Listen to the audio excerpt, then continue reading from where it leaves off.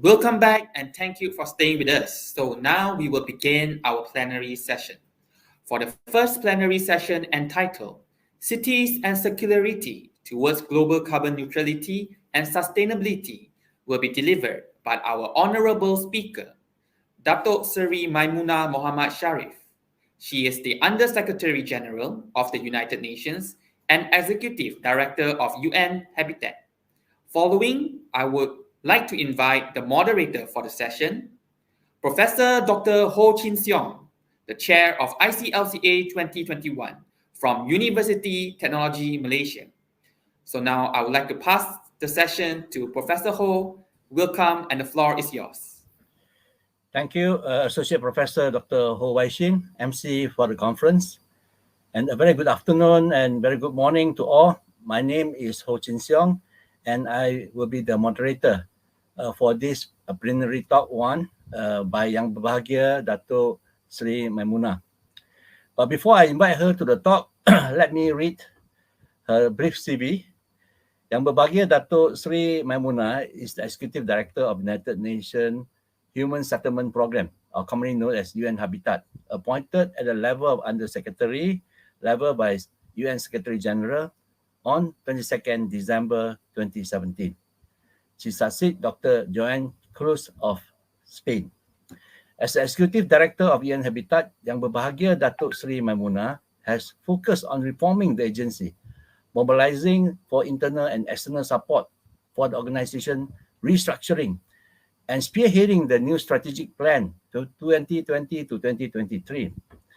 Key initiatives undertaken by Yang Berbahagia Dato Seri Maimunah as the Executive Director include adoption of General Assembly Resolution 73/539 after 14 years of negotiation, which established a new governance structure with universal membership governed by the UN Habitat Assembly. Prior to this appointment, Yang Berbahagia Dato Seri Maimunah was the Mayor of City Council of Penang Island, Malaysia. And in 2011, she was the first woman to be appointed President of Municipal Council of Sembrang Pride. So you can see that she's indeed a powerful lady. As the mayor of a local authority, she led the Municipal Council of Sembrang Pride to achieve a vision of cleaner, greener, safer, and healthier place to work, to live, invest, and play. So Yang Berbahagia began her career as a town planner at Municipal Council of Penang Island in 1985, and in 2003 she was promoted to be Director of Planning and Development, a position she held until November 2009. So without much ado, I would like to invite Yang Berbahagia Dato Seri Maimunah to give her a plenary talk on cities and circularity towards global carbon neutrality and sustainability. Dato Seri Maimunah, the floor is yours. Thank you very much, Professor Ho, for that lengthy introduction. Colleagues, friends, ladies and gentlemen, Assalamualaikum warahmatullahi wabarakatuh. Salam sejahtera. A very good morning, good afternoon, good evening to all of you, wherever you are now. I would like to start by welcoming all participants joining us online from all corners of the world to the 2021 International Conference on Low Carbon Asia and beyond. I also would like to thank our generous host, the University of Technology Malaysia, for organizing this important conference, and I would like to congratulate them on the efforts to successfully serve as a platform for synergy and change to flourish. I would like to share some with you 4 main points in this session. One will be the challenges. Second is the urban solutions. Third will be UN Habitat support on climate action in cities. And fourth, call for action. So let me go through the challenges that we are facing now. And we are meeting in the midst of 4 intersecting crises. First one, the COVID-19 health crisis, which has and will likely to continue to dominate the needs of many local governments for years to come. Second crisis is a financial and economic crisis ignited by the COVID-19. The third one is the social crisis, where COVID-19 laid bare exclusion and injustice globally, within countries and within cities. And the fourth crisis is that, of course, the climate crisis. All four are interrelated, and with cities at the epicenter of all four of them. So it is anticipated that by 2050, I think everybody knows about this, the world population living in cities will grow from the current 50% to more than 70%. So this growth represents the powerful draw of diverse cities as places for education, for innovation, for rich cultural life, and also economic opportunities as recognized by the new urban agenda. So yet, it also highlights the pressure cities face to deliver services, infrastructure, and opportunities amidst greater needs every day. So I know that those pressures have increased exponentially in the past year and a half. So, colleagues, cities need to lead climate change adaptation to protect people and their livelihood, and they must do so quickly. So scientists advise that to avoid the worsening climate impacts, global greenhouse gas emission will need to drop 50% by 2030 and reach net zero by 2050. Even better, if we reach net zero by 2040, as the chance of holding global warming to 1.5 degrees Celsius gets considerably higher. So all of us, citizens, are aware of this reality and have become more and more environmentally conscious. So they demand access to clean water, fresh air, to a green and well-managed urban environment, and strive to participate in the reduction of their carbon footprint. So therefore, the concept of circular economy, an economic model that promotes more efficient use of natural resources, has been gaining ground in politics, industry, and society. But how do we lead this transition to global carbon neutrality, and how do we upscale our greater efforts for greater sustainability? So I'm trying to go to the second point, some of the urban solutions. We can take ambitious climate action even as we recover from the global COVID-19 pandemic. In fact, this recovery offers an excellent opportunities to act. Our sister agency, UNEP, United Nations Environmental Programme, estimates that a green pandemic recovery could cut up to 25% of predicted 2030 greenhouse emission, bringing the world closer to meeting its climate targets. But plenty of solutions already lie within our grasp, and many of them are in cities, as the Coalition of Urban Transitions advises. So by taking strategic action in key sectors like electricity, building, mobility, and waste management, cities could achieve 90% or more of their fair share of 2030 emission reduction targets and build the knowledge they need to reach net zero carbon by 2050. Colleagues, I would like to give you some example as aspiration. We have to be more optimistic and aspire to excel.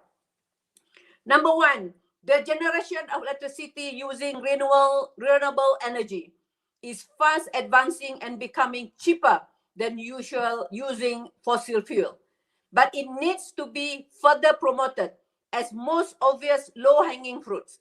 So in many countries, local governments support smart grid system that set decentralized access to energy and utilize digital technologies to manage resources efficiently. Transport is also a fastest growing source of emission. We need to transform the mobility landscape by improving energy efficiency, facilitating shift to active and shared transport modes, and improving the convenience and reliability of public transport and non-motorized transport. These tied to compact urban development could go a long way in reducing emission. Let's go to the planning.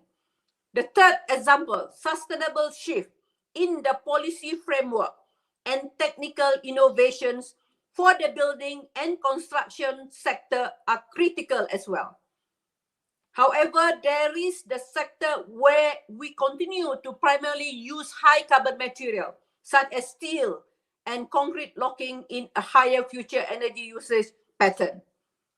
The fourth example, we've effectively managed waste can contribute to a clean environment, reduce greenhouse gas emission, and create new livelihood opportunities that string prosperity through a circular economy approach.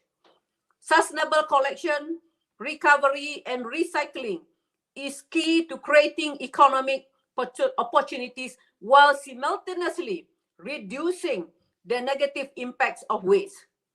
So according to the report prepared by the Ellen MacArthur Foundation, cyclical production can bring the global economy to USD 1 trillion annually, saving 500 million USD in material and avoiding 100 million tons of waste.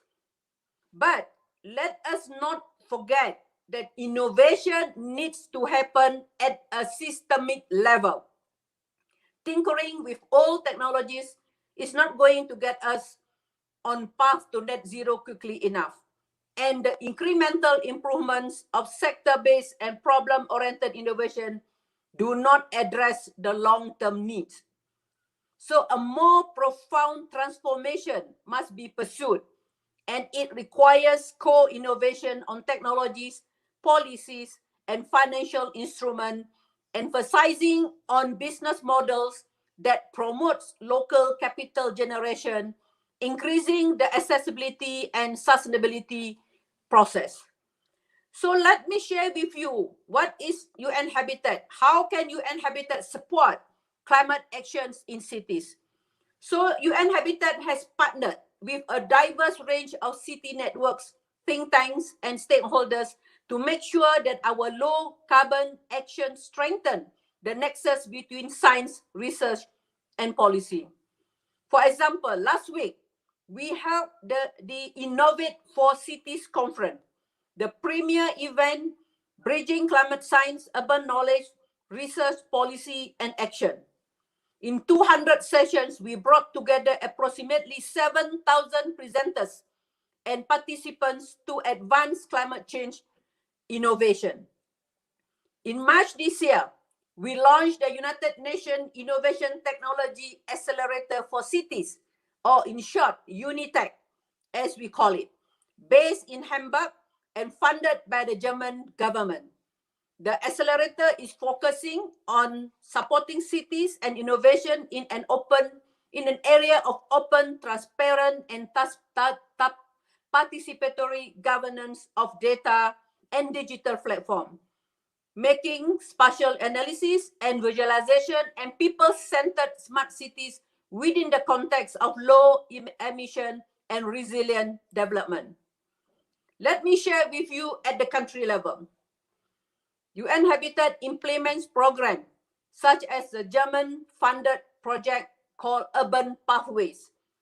So UN Habitat is supporting government in India, Brazil, Kenya, and Vietnam to develop national and local sector action plans to boost low-carbon basic services in mobility, energy, and solid waste management. And together with ICLCA', UN Habitat has helped more than 60 cities in 8 countries develop low-emission urban development strategies and began implementation through the European Commission funded, we call Urban-led project. So what shall we do now? I would like to call for action. I think we have enough policies, we have enough strategy, we have enough dialogue. I think we have to go beyond dialogue to translate the policy into action, into impact on the ground that can put forward and also to improve the quality of life for all in the urbanizing world. So I believe it is important that we acknowledge the needs to engage with partners outside our immediate sphere. Only through inclusive participation, we will be able to implement the low carbon and sustainable solution I mentioned before. Therefore, I invite all of you and all of us want to engage with the national government so they include urban actions in their climate plans. Urbanization is unstoppable. 70% of the global population will live in cities by 2050. Cities produce 70% of carbon emission. Cities use 70% of the energy. And cities also produce 70% of the GDP. So we need to engage with the national government so that they include the urban action in their climate plan, especially as now they finalize and begin to implement a new round of nationally determined contributions, or NDCs for short. The government's commitment to Paris Agreement. I think this is very, very important. Second, we have to work with financial institutions and climate facilities to provide greater access to climate finance for local governments and urban stakeholders to take climate actions in city. This is a member state commitment specifically recognized in the new urban agenda. We need to work together with the financial institution because during this COVID-19, it shows that the revenue of the cities globally reduced by 64%. So we need to work together with the financial situation for green recovery and also for the circular economy. From the identification of the product, the process must be green, and then in terms of the products must be green, and also the marketing strategy, and come back to the raw material, nature-based solutions, and also the local resources. I think this is very, very important for us to have an integrated, holistic planning, whether it's physical planning on the land use, economic plannings, social plannings, and also the environmental planning. So, Professor, colleagues, let me conclude by mentioning that the World Cities Day on 31st October will represent the culmination of a month-long celebration of Urban October and coincide with the opening of the COP26 in Glasgow on the 31st of October, promoting ambitious climate action in cities with emphasis on resilience. So the time to COP26 is short, but collectively, we can still raise the level of ambition. So colleagues, ladies and gentlemen, thank you very much for having me this morning from Nairobi, and I wish you all a very good conference on low carbon Asia and beyond. I'm looking forward to receive the outcomes of this conference so that we can also bring it up to COP26 on the 31st of October 2021. Thank you very much, Professor. I give back the floor to you. Thank you. Over to you. Thank you very much, Dato Seri. It's a very so-called clear message on climate change crisis that we are facing. And the four main part that I think Dato Seri put forward, the challenges that we face, the urban solution, the UN Habitat support, and I think the most important is call for action. I think many cities have been talking, but actually the word call for action was missing, which I think Dato Seri gave us a very strong point on actually the aspect that need to be covered, the inclusiveness, the financing part of it, the engagement with the state government, with all the stakeholders. And I think this is a very clear message to all participants here, and especially I think the city urban managers or city mayors. These are very important message that I think we should take note. I think I will probably open up because Dato Seri have not much time. I will quickly open up the Q&A. I'm sure there are people who would like to ask questions about what's happening globally. And I think Dato Seri, although give a very good summary of what she is doing and what she can do and what we must do, may I have my first question actually from the floor, please?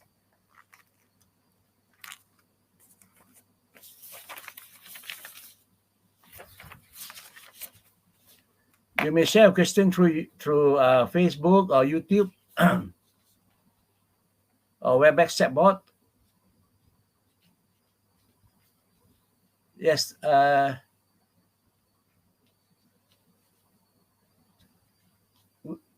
Okay. From what I gather here, we have the first question. This is about, the question is on, from the view of a town planner and a former mayor, plus your experience in highest position on UN Habitat, what advice would you give city mayors on adopting a circular urban economy to, what do you call that, to address this issue on climate change? Yes, Dato Seri. That is the first question I got from the floor here. Yeah. Thank you very much, Professor, for that question. That is Okay. not an easy question to answer. Let me share my experience. I think that is, as a mayor, and people are very close to the people. I think most important thing is you have to know your city very well. How to know the city very well? You have to engage the public. Engage the public here is I mean is that the politician, the decision maker, and also the public, the private sector, and also the community leaders, and don't forget about the young people and the youth is very, very important, and even to the school children. So I think first advice that know your city. And also, when you know your city, you will know your limitation, your weaknesses, and also your opportunities, your strength, weaknesses and the strength.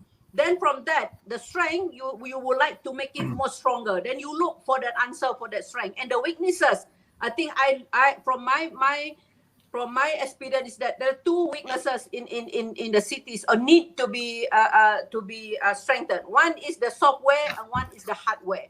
I think as a cities, what is the software? Is the knowledge, the capacity of the local government, the knowledge, the capacity, and then also the decision makers in terms of the making decision, the policy makers.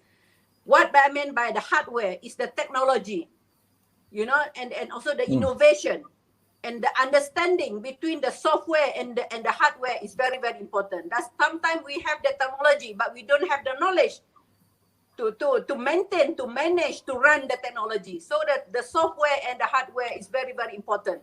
So from the global perspective is that we have many programs at the UN Habitat, not only at UN Habitat, also at the UN level, together with other global covenant of mayors, and then with the ICLG, with ICLCA', with GEF. So I think that is what I would like to advise the mayors. Get more what you call it, this noisier at the international level. I mean, make yourself heard, your problem heard at the national level. Join the international organization. I used to say that is, when I was a mayor, I used to have this phrase: think local, mean know your local, act global. You look for the knowledge. Once you learn global, when you go out from your country, not only to go for site visit, but also learn global, you come back to your city and then act local. So learn local and then act global. After you already know, you get the knowledge at globally, then you come back and action. Because the most important thing is action. Action, sometimes it can be small, but it have a high impact, not a science rocket, but sometimes it's very small, but we need to engage with the people. I think that's my advice to the mayors and my colleagues in Malaysia and other part of the Asia. Thank you so much, Professor. Over to you. Good. Yeah, I think this is what we are lacking. I think we probably should be more heard or more present at the global level. At the same time, I think we should also benchmarking what are the best practices in terms of this so-called software and the hardware. I have a second question here. What is the impact of sustainable development on circular economy 2021 after the pandemic situation? So I think this is another big issue. I think, of course, Dato Seri covered just now, talking about green recovery or build back better and all those. What would you look from an angle in terms of the impact of this on circular economy, especially after this pandemic situation? Thank you very much, Prof. I'm not sure whether we should say after the pandemic situation. I think we have to live with the pandemic. The way I look at it, the World Health Organization DG Dr. Tedros, I think mentioned in the World Economic Forum recently, in the World Bank Forum recently, that this looks like we have to live with the pandemic. I mean, pandemic will be here to stay. And then the impact of sustainable development due to this pandemic, from the UN perspective, I think we already reached a certain extent of the achieving the sustainable development goal, but due to this pandemic, we are pushed back. Right. And we have to catch up. So, and when come in the circular economy, that's why now is the circular economy is very important. But the issue of, to me, in achieving the circular economy and sustainable development goal is the issue of inequality in cities, poverty, inaccessible. Don't talk about the circular economy if the people in the city can't even have an access to the basic water facilities. You ask them to wash their hand, but there is no water to wash their hand because they need to keep the water for their safe drinking. So I think that we need to look into the very basic humble services first. But of course, we shouldn't deny thinking about circular economy because this is also intertwined with the circular economy. And the circular economy should start from home. I think that's what I believe in it. Then you go forward to the investment, to the big companies and all that. So to a certain extent, the pandemic is already pushed back quite a lot in terms of the achievement of sustainable development. And we have only left 9 years, decade of action to call for action. That's why we have to act now, because that's why, according to the UN, saying that the whether city will be the sustainable development goal will be lost or won in cities, because around 64% of the target of the SDG, the 17 SDG, is in cities. So I think that I would like to call upon the leaders, not only the mayor, but the leaders. Everyone is a leaders in the cities, to take transformative change in terms of the behavioral change. Culture here is very, very important. And to in order for us to reach the 17 the SDGs in 9 years' time, I think I'm not sure whether we can reach that, but we are trying very hard at the UN Habitat level and also at the UN level to call for a common agenda. I think recently our Secretary General has called for common agenda to move forward. I think he introduced 7 points to call for a common agenda. I think the message is that partnership and collaboration and understanding with all of us. So that's my brief answer to you, Professor. Over back to you. Okay, sure. Thank you very much. I think we can fully understand now. I think there's a next question coming up here from the chat box. Is that the question is, how would Dato Sri Maimunah encourage better cooperation between cities in the north and south in getting more action on the ground? Call for action, especially considering the economy and technology gap between the north and the south. So I think this is very challenging factors. I think, two different developing world and the developed world. So maybe Dato Sri can give us some insight to this or comment on this. Yeah, I totally agree with the question. The gap, not only in economic and technology, in every aspect between the north and the south, is even now greater after this during this pandemic COVID-19. The pandemic COVID-19 is a wake-up call and shows us the weaknesses of the existing system that is happening. It's true that when you talk about the online, about technology, half of the world are still offline, and most of this offline in the south, especially in Africa, in Asia. So I think this is very, very important. That's why we call for action. We will have a meeting in April 28th of April 2022 from the General Assembly to call upon all the member states to New York to discuss about the implementation of the new urban agenda and achieving the SDG, and looking at the gap become greater and greater between the North and the South. But I think the only thing is that the North have to be, the member state or the leaders of the North have to have a certain policy at the global level, to what extent that they need to help the global South. Otherwise, the least developed countries will be going very, very far. And this is been tackled in the common agenda launched recently by the Secretary General, looking for leaving no one and no place behind. But we have to walk our talk.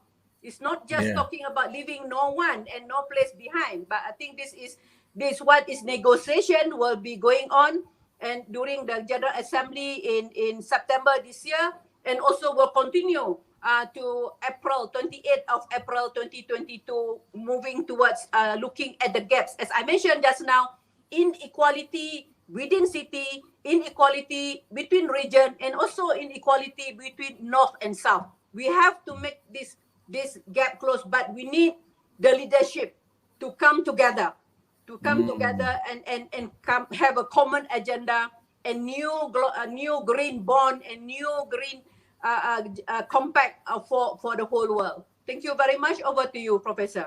Okay, thank you.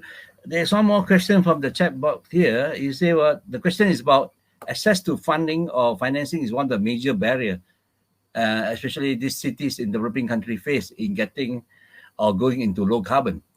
How does the UN Habitat help and support these developing countries to secure the funding and financing needed?